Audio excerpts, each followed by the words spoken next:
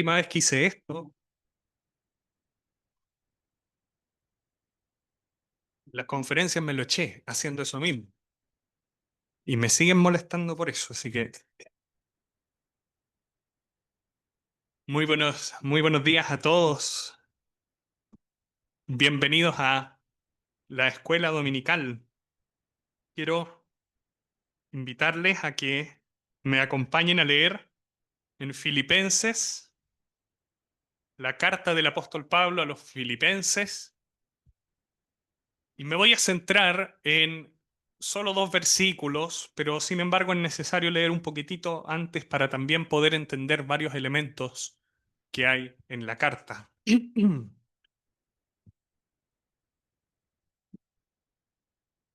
Vamos a leer en el capítulo 1, desde el versículo 27 hasta el versículo 2 del capítulo 2.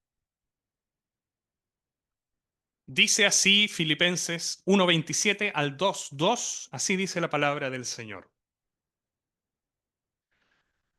Solamente que os comportéis como es digno del Evangelio de Cristo, para que, o sea que vaya a veros o que esté ausente, oiga de vosotros que estáis firmes en un mismo espíritu, combatiendo unánimes por la fe del Evangelio y en nada intimidados por los que se oponen, que para ellos ciertamente es indicio de perdición, mas para vosotros de salvación, y esto de Dios.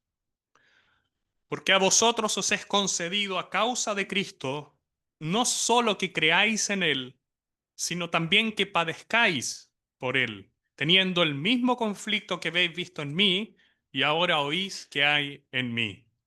Por tanto, y ahora quiero pedirles que pongan y que pongamos bastante atención a estos dos primeros versículos, porque quiero eh, centrarme principalmente en ellos. Por tanto, si hay alguna consolación en Cristo, si hay algún consuelo de amor, si alguna comunión del Espíritu, si algún afecto entrañable, si alguna misericordia, completad mi gozo sintiendo lo mismo, teniendo el mismo amor, unánimes, sintiendo una misma cosa. Les invito a que me acompañen a orar muy brevemente, por favor. Nuestro Dios y Padre Celestial, acabamos de leer tu palabra. Tú mismo defines tu palabra como poderosa, que no vuelve a ti vacía, sino que da fruto y que hace lo que tú quieres. Y por lo tanto, nuestro Padre, te rogamos que en esta mañana seas tú quien por tu palabra nos hable. Dispón nuestros corazones a recibirla y danos sabiduría para poder ver en ella lo que tú nos quieres decir. En el nombre del Señor Jesús te lo pedimos. Amén. A modo de introducción, he estado siguiendo un poco la epístola a los Filipenses del apóstol Pablo, pero ha sido muy entrecortado, así que voy a hacer una muy breve introducción para poner un poco de contexto a lo que vamos a ver y después vamos a ver cómo se aplica a nosotros. Esta es una carta que está escrita desde una prisión romana, una prisión en Roma, de hecho, y eso ya nos dice bastante. Sí, hoy día las prisiones no son un lugar agradable. Quiero por favor pedirles que se imaginen cómo sería una prisión romana, donde no hay derechos humanos, donde no hay... más encima, él es un condenado, él es alguien que está esperando juicio y hay una probabilidad realista de que su juicio termine en su muerte, en su decapitación. Esta carta perfectamente podría ser una carta colmada de angustia, de dolor, de resignación o de resentimiento, y sin embargo es una carta, y ustedes saben cuál es el apodo que se le ha puesto a esta carta, ¿no? La carta del gozo. ¿Cómo es que alguien que está en medio de una prisión romana puede sentir y manifestar en ella tanto gozo, una carta alegre en la que se refleja la gratitud que el apóstol Pablo tiene. Y la razón de eso es porque la fuente de su gozo es el Señor. La fuente del gozo de Pablo no tiene nada que ver con cómo estén yendo sus circunstancias en la vida. Y eso es algo que ya nos dice algo. Las circunstancias de la vida para el creyente no tienen que ver con el gozo. El gozo va en una autopista, por así decirlo, más arriba que eso. Y pueden haber situaciones que sean angustiantes, pueden haber situaciones que sean tristes, pero sin embargo el gozo que es en el Señor es permanente, muchísimo más allá, inentendible, porque viene de Él y no de lo que el mundo pueda dar o quitar. Eso es lo primero que quiero decir. Pablo ha hablado en esta carta varias cosas. Ha mostrado las cosas que le han pasado, sus penurias, su cárcel, su juicio inminente, y nos ha mostrado que lejos de detener la obra de Dios, esas cosas que le han pasado, lo que han terminado haciendo es haciendo avanzar aún más la obra del Señor. Eso es algo precioso, porque nos muestra que aún a pesar de nuestra debilidad, Dios sigue avanzando. Y Dios avanza por medio de nosotros y a pesar de nosotros. De ti, de mí. Hoy día quiero que hablemos algo acerca de la iglesia, acerca de una exhortación que el apóstol Pablo va a hacerle a estos hermanos. Estos hermanos que están en Filipos son creyentes cuyo estado espiritual, a diferencia, por ejemplo, de, para los conocedores, otras de las cartas que el apóstol Pablo tiene que escribir, estos hermanos están relativamente bien. ¿Están sufriendo penurias? Sí, pero espiritualmente hablando están relativamente bien. No están perfectos, tienen que corregir algo y hoy día vamos a introducir Dios mediante ese tema. Pero a diferencia, por ejemplo, de los Gálatas o de los Corintios, que habían problemas mucho peores, en este caso son hermanos que están prosperando, que están espiritualmente bastante firmes, y esta carta es para estos hermanos. Y quiero que veamos el corazón del apóstol Pablo aquí, en cómo él va a apelar a ellos para que corrijan lo que no está tan bien.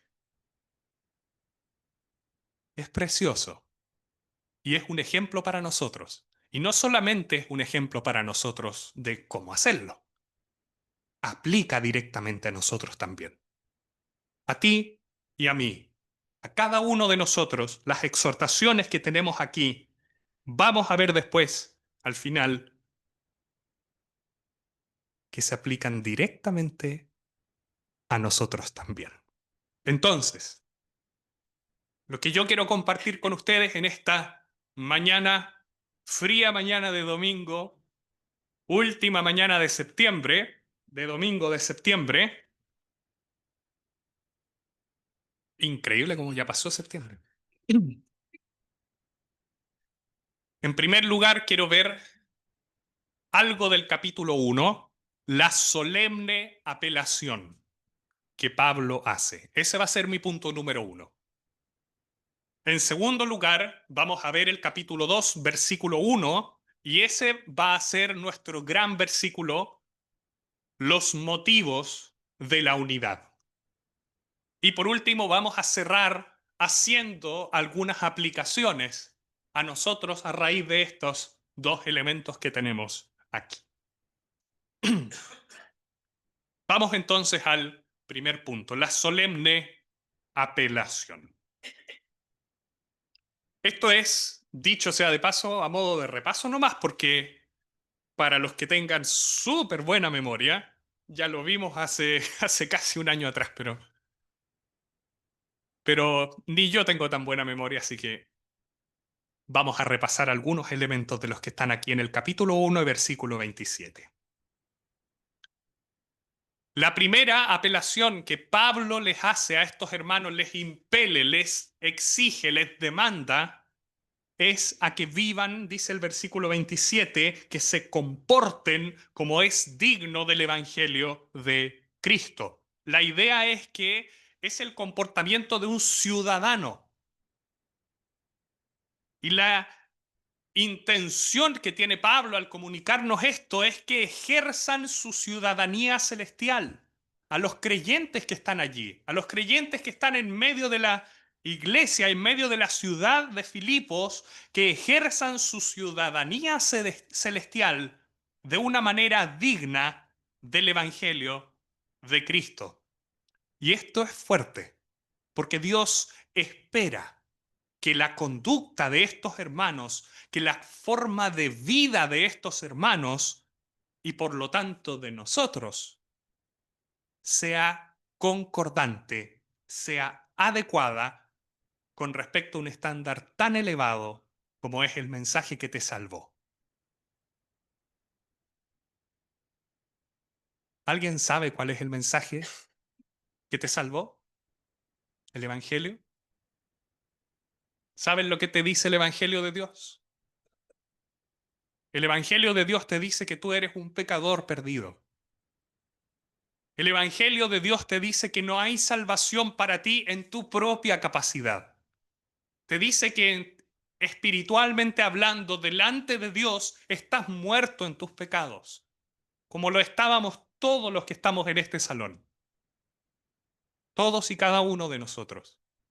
Pero el Evangelio de Dios, que es en Cristo Jesús, te dice también que el mismo Dios que justamente te puede condenar, justamente, correctamente te puede condenar por causa de tus pecados, es el mismo Dios que te ha provisto de un medio de salvación que es en Cristo Jesús. Porque Él llegó a una cruz y en esa cruz Él dio su vida cargando con tus pecados y con mis pecados en su cuerpo sobre el madero. Eso nos dice el Evangelio.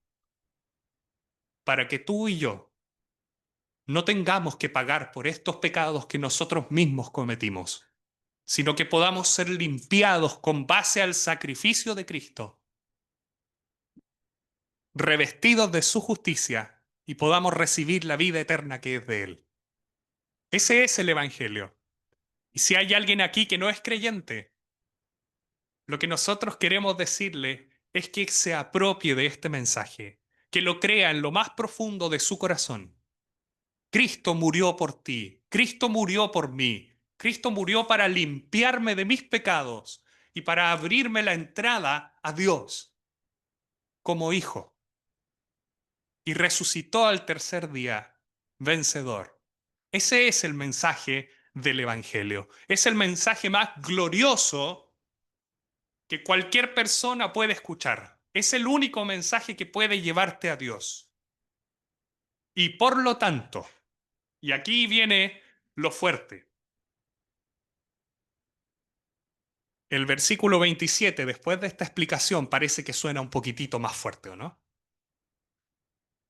Vive a la altura de ese mensaje. Eso dice el versículo 27. Que tu vida en lo íntimo esté a la altura, sea digna del Evangelio de Cristo. Ahora, ¿cuál era uno de los problemas, tal vez uno de los problemas principales de esta iglesia, que en términos globales estaba bastante bien? Era el hecho de que habían peleas, habían desuniones en la iglesia. En el capítulo 4, el apóstol Pablo tiene que pedirle a dos hermanas, Evodia y Síntique, están mencionadas, lo pueden ver después, Filipenses 4:2. Estas dos hermanas tenían algún tipo de alta preeminencia en la iglesia, eran hermanas importantes en la iglesia y estaban peleándose, no estaban de acuerdo. Y él le dice que sean de un mismo sentir en el Señor. Ese era uno de los problemas que ellos tienen y que el apóstol Pablo va a tratar. Y el mensaje de hoy va a tratar de la iglesia y de la unanimidad en la iglesia. Y si Dios así lo permite, la próxima semana también continuaremos con eso. Quiero pasar ahora entonces a mi versículo. Versículo 2. Perdón, versículo 1 del capítulo 2. Ahí sí. Por tanto, si hay alguna consolación en Cristo, si algún consuelo de amor, si alguna comunión del Espíritu, si algún afecto entrañable, si alguna misericordia, completad mi gozo y continúa.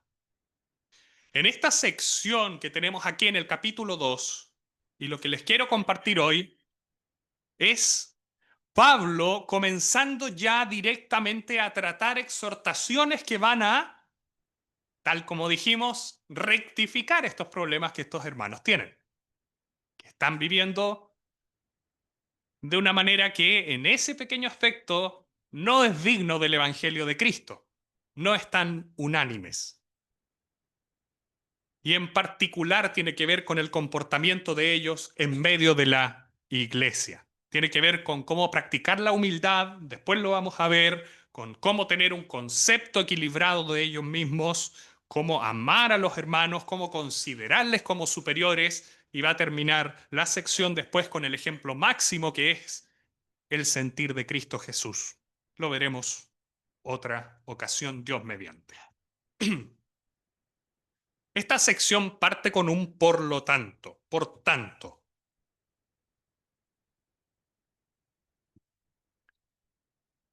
Y esto está enlazando lo que tenemos aquí con el versículo 27.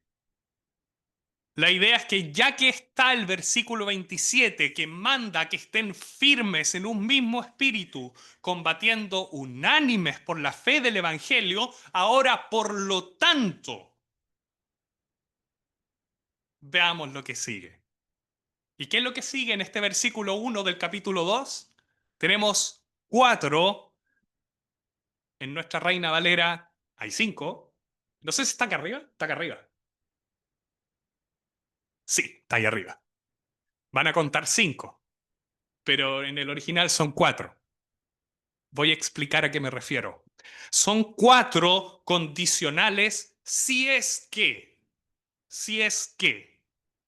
pasa esto, si es que pasa ello, si es que pasa esto o esto otro. Nos van a hablar, por lo tanto, de los motivos o las razones que Pablo les va a dar a ellos para animarles a que se mantengan unánimes, a que cumplan lo que les mandó en el versículo 27 del capítulo 1 y lo que viene a continuación. Son razones que él les va a dar.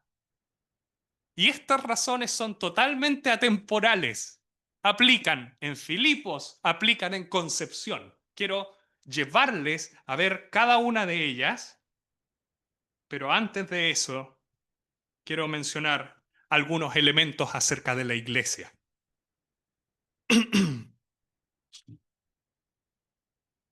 Anteriormente, en el versículo 28 del capítulo 1, 2 versículos más arriba, el apóstol Pablo mencionó que no tenían que tener miedo con las amenazas de afuera. Esas amenazas de afuera a la iglesia no son tan importantes para el apóstol Pablo como las amenazas de los problemas internos.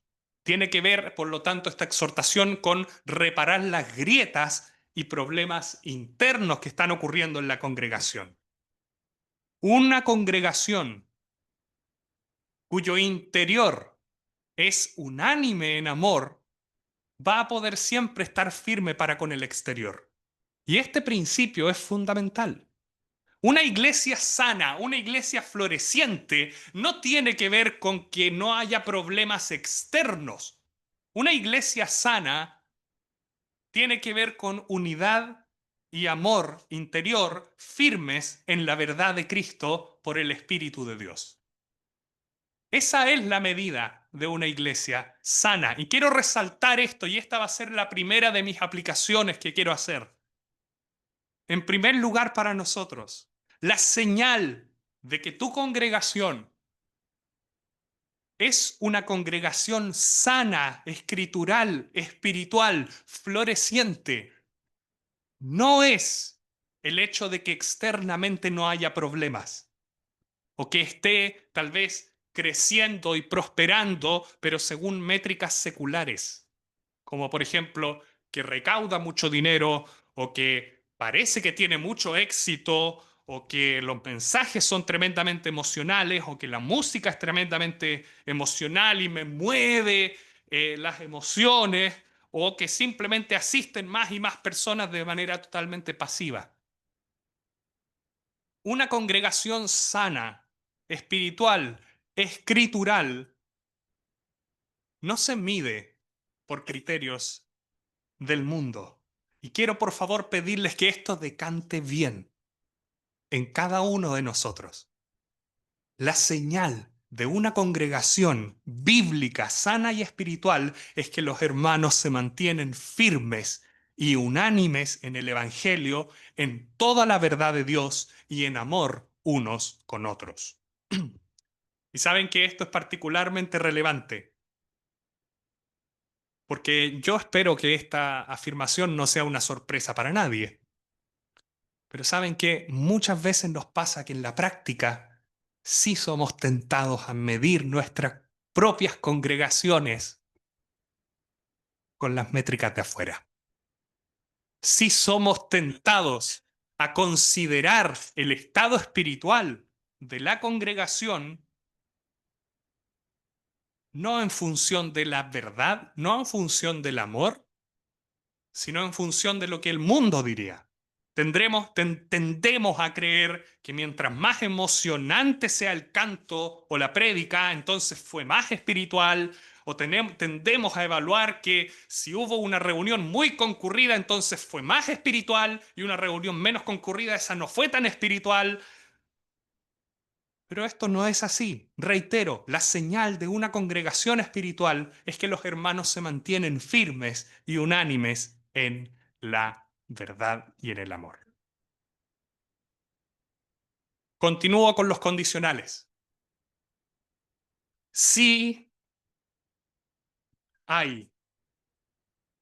La idea de estos condicionales del versículo 1 no es tanto preguntarse si es que se cumplen o no, es más bien retórico. Y lo que quiere decir el apóstol es, ya que esto se cumple. La idea es una afirmación, no es una pregunta. Ya que de verdad tienen consolación en Cristo, ya que de verdad hay consuelo de amor, ya que de verdad tienen plena comunión del Espíritu, ya que de verdad disfrutan de un afecto entrañable y misericordia, esa es la idea, entonces completen mi gozo y continúa. Ya que de verdad lo tienen. El sentido general, por lo tanto, de este pasaje es súper claro y muy sencillo de entender. Debido a que tienen inmensas bendiciones, ustedes se han beneficiado diariamente de estas bendiciones, entonces ustedes también tienen que responder ante las demandas que vienen a continuación. Esa es la idea. Debido a que ustedes tienen estas bendiciones gigantescas que están en el versículo 1, entonces ustedes deben responder por amor a lo que viene en el versículo 2. Un comentarista lo dice de la siguiente manera: la idea es que el privilegio entraña responsabilidad. Y si me permiten la nota humorística tal vez, como diría el tío Ben, un gran poder conlleva una gran responsabilidad. Todo creyente que permanece firme en su iglesia local tiene estas cosas que están aquí. ¿Tú permaneces firme en una iglesia local? Tienes esto. Por lo tanto, tienes una responsabilidad. Eso es lo que este pasaje te comunica. Y me comunica a mí también. Quiero que veamos cada uno de estos elementos muy brevemente y vamos a concluir. Alguna consolación en Cristo. Consolación. La palabra es o viene de la raíz, de la misma raíz del Espíritu Santo cuando el Señor le llama el consolador, el abogado. La idea es literalmente alguien que se coloca a tu lado para animar, para aconsejar, para reprender, para exhortar, para consolar, para suplir cualquier necesidad que tengas. Es un ayudador, es el consolador, se dice del Espíritu Santo, y abarca todo ese espectro de cosas. Es un apoyo real, es un apoyo tangible, es un apoyo que socorre, que afirma. Ahora, muchos comentaristas plantean que el sentido o el énfasis podría estar en la idea de alguien que está ahí para exhortarte, para animarte de manera positiva. ¿Quién consuela? Consolación. Si hay o ya que hay alguna consolación en Cristo. Un comentarista lo decía, el estímulo para la vida cristiana consecuente es Cristo mismo. Tú necesitas a Cristo. Tú no necesitas, y yo no necesito, mayores y mejores planes y métodos humanos. Necesitamos más de Cristo, más de su palabra. Necesitamos llenarnos de Él. Y este pasaje dice, ya que existe eso en ustedes, ya que lo tienen, debido a que lo tienen, entonces preocúpense de lo que va a continuar. ¿Y se dan cuenta de que esto aplica también? ¿Que no era solo para Filipos? Porque así como ellos lo tienen, todo creyente en una iglesia local lo tiene también.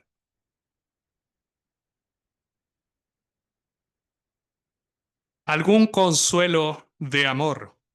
Esto es muy parecido al anterior. La palabra en el original no es exactamente la misma. Tiene que ver con un discurso, algún consuelo, algún discurso que me persuade, que me consuela, que me empuja, que me alienta, que me anima. Y es obvio y es evidente que estas palabras de consuelo, de ánimo, deben venir de una u otra manera de parte del Señor por medio de su palabra, pero la gran diferencia con la primera es la siguiente. La primera era consolación en Cristo Jesús, verticalmente, Cristo a ti y a la iglesia, pero la segunda que está aquí, algún consuelo de amor, es horizontal, es un hermano o hermana que te transmite algo, ya sea desde un púlpito, en una conferencia multitudinaria, en un estadio, o ya sea en WhatsApp. Una pequeña palabra de ánimo, un llamado. Eso es lo de Dios, vertical, bajando a la iglesia. Y eso es lo que ellos estaban experimentando. Ellos lo vivían, ellos se animaban, ellos se apoyaban. Como iglesia, como creyentes allí, los hermanos lo dan por medio de la exposición de la palabra en todo tipo de conversaciones. Y por lo tanto también tienen que reaccionar ante eso. Ya que tienen ese tipo de consuelo, ya que tienen ese tipo de aliento, entonces tienen que tener una preocupación por los mismos hermanos que me dan ese consuelo. Esa es la idea. Alguna comunión del Espíritu. Podría referirse, y lo más probable es que se refiera al Espíritu Santo en el sentido más puro, aunque también podría referirse a que tengan comunión en un mismo espíritu, en un mismo sentir. En cualquiera de esos dos casos, implícita o explícitamente, está el Espíritu Santo, el Espíritu de Dios, Dios mismo, como el impulsor de esta comunión. Cada creyente es templo del Espíritu Santo en su cuerpo. Él es el sello y las arras de la herencia eterna que tenemos reservada en los cielos. como dice Efesios capítulo 1. Y este pasaje dice que tenemos participación con el Espíritu Santo. Dios participa. De nuevo, verticalidad. Dios participa. Dios en ti y Dios en la persona que está sentada al lado tuyo. En la forma y en la persona del Espíritu Santo que nos guía, que nos enseña todo lo que es de Cristo el Señor.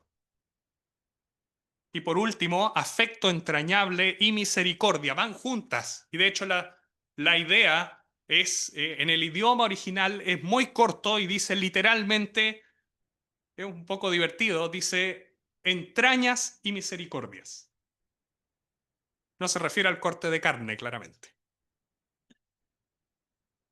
Se refiere a entrañas como el asiento de las emociones. Cuando a alguien le, no sé, ve a un jovencito, ve a la niña que le gusta, le dan mariposas en la guata, en las entrañas. Esa es un poco la idea, en serio. Esa es la idea, la cosmovisión de cómo ellos veían el asiento de las emociones, no tanto en el corazón como lo vemos nosotros, lo veían allí.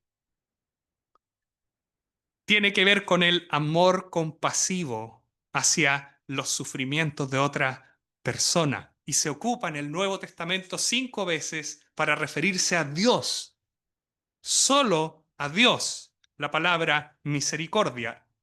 Hay otras que se traducen también misericordia, pero esta solo se ocupa para Dios. Es el amor y misericordia de Cristo que amó a la iglesia y se entregó a sí mismo por ella. Y es el amor de Pablo que Pablo siente por ellos. Amor misericordioso, amor entrañable, amor poderoso que busca que crezcan, que se fortalezcan. Amor que ellos sienten por los hermanos también. Vertical pasa a horizontal. La bendición que viene de Dios pasa y los hermanos la transmiten unos con otros. Estas características, algunas verticales, otras horizontales, y eso nos comunica algo. Las bendiciones que tú tienes de parte de Dios no son solo para ti. Tú tienes la responsabilidad delante de Dios de compartirlas también. Quiero resaltar, porque esto ya me está llevando a mis aplicaciones finales. Completad mi gozo, dice el versículo 2. La idea es llevar a plenitud el gozo que tengo con respecto a ustedes. Eso dice el apóstol Pablo. Yo estoy inmensamente contento con cómo están ustedes, están súper bien, pero complétenlo aún más. Esa es la idea. Y al verlo de una manera global en este pasaje, queda de manifiesto el corazón tierno y el corazón pastoral del apóstol Pablo.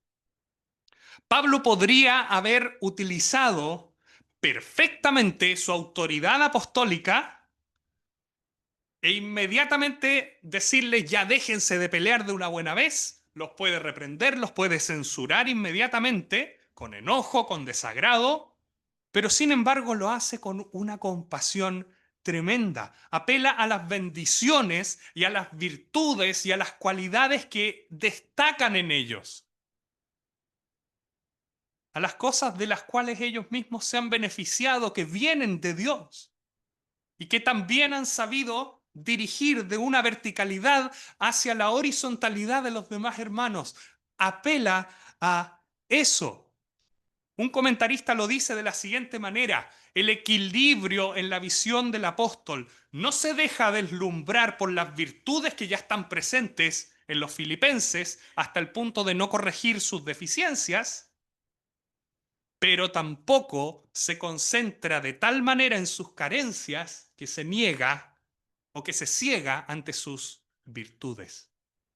Él encuentra el equilibrio.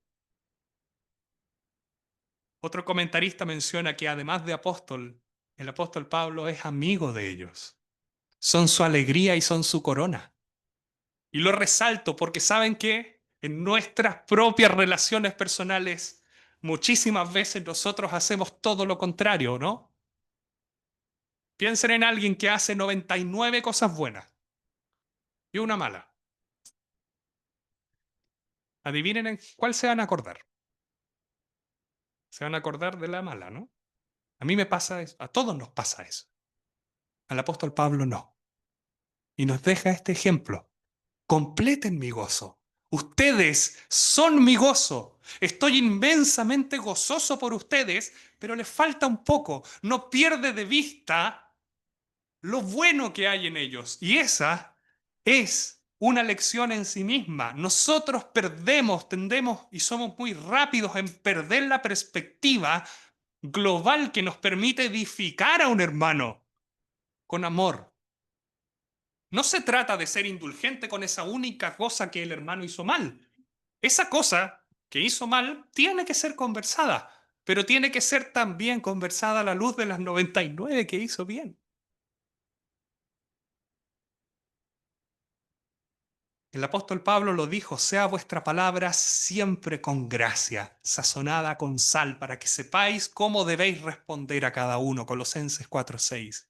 Palabras con gracia. Y este es un ejemplo de esa gracia, pudiendo hacer uso de su autoridad y haberlos aplastado, haberlos reprendido duramente, lo hace con profunda ternura.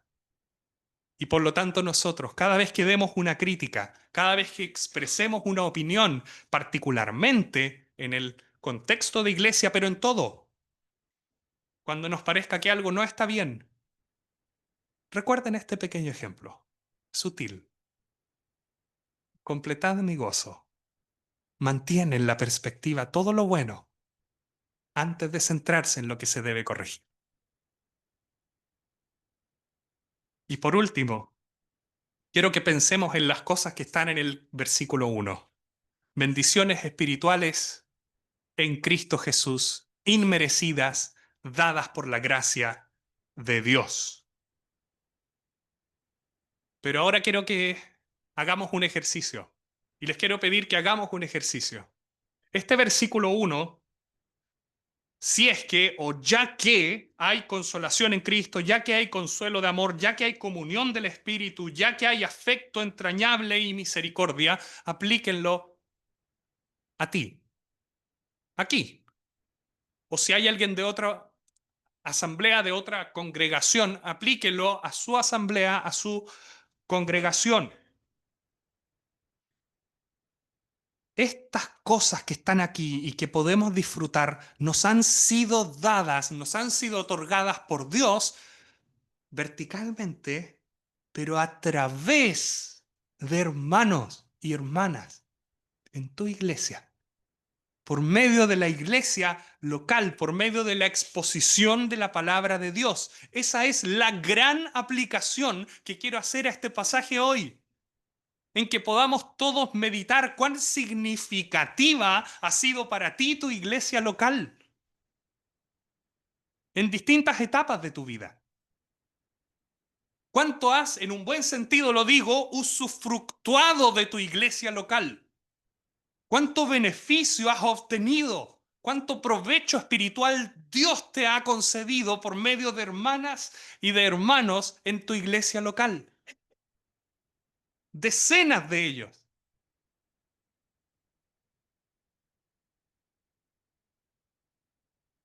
¿Cuántas veces te han animado? ¿Cuántas veces te han consolado? ¿Cuántas veces te han sostenido, te han fortalecido? Y si consideras estas cosas, ya que hay consolación en Cristo, ya que en mi iglesia local yo me he beneficiado de la consolación en Cristo, del consuelo de amor, de la comunión del Espíritu, del afecto entrañable y de la misericordia, entonces, ¿cómo no amar a tu iglesia local? ¿Cómo no querer participar más en tu iglesia local? ¿Cómo no querer involucrarte más en tu iglesia? ¿Cómo no querer ser una piedra viva en este edificio espiritual que el Señor está construyendo y que Él es el fundamento? Y por otro lado, algunos elementos negativos. cómo no respetar a los hermanos que están a cargo, cómo poder murmurar y cómo poder criticar en contra de la iglesia si tanto te has beneficiado. Ese es el argumento de Pablo. Si tanto has recibido, ¿cómo puedes vivir de una manera indiferente para con ella? ¿Cómo puedes sembrar discordia? Hay un comentarista que dice que muchos hablan entusiasmados de las experiencias espirituales, pero olvidan patentizar en una determinada área los frutos de agradecimiento por esos favores en su hogar espiritual. Y la esencia de lo que Pablo dice es, por tanto, prueben vuestra gratitud por todas estas cosas, amando a los hermanos y hermanas de vuestro hogar espiritual. Hermanos míos, si estas cosas son una realidad en ti, ya que estas cosas son una realidad en ti, tú también tienes una responsabilidad para con tu forma de vivir, para con cómo relacionarte con tus hermanos. Involúcrate en tu iglesia local. Si hay algo que rectificar, rectifica. Si hay alguien que está alejado, vuelve. Si hay alguien que está, pero no está, comprométete. Tanto te has beneficiado de tu iglesia. Tanto has usufructuado. Ámala. Amémonos. Eso nos dice este pasaje. Y si hay alguien aquí que no es creyente, lo que queremos decirle es que rinda su vida a Cristo, quien murió por ti, y llegarás a ser parte de estas bendiciones también, y de este grupo de hermanos que totalmente imperfectos vamos creciendo juntos en amor y en verdad. Hazte parte. Completa el gozo del apóstol Pablo, colma la medida del gozo, porque tú también, todos tenemos que reconocerlo, tenemos inmensos motivos para amar y agradecer a Dios por tu iglesia local. Tú mismo te has beneficiado de ella. Piensa e involúcrate en la iglesia, que es la casa de Dios, columna y baluarte de la verdad. Eso les quería compartir. Si Dios lo permite, la próxima semana seguiremos con Filipenses capítulo 2, los siguientes versículos. Gracias por su atención.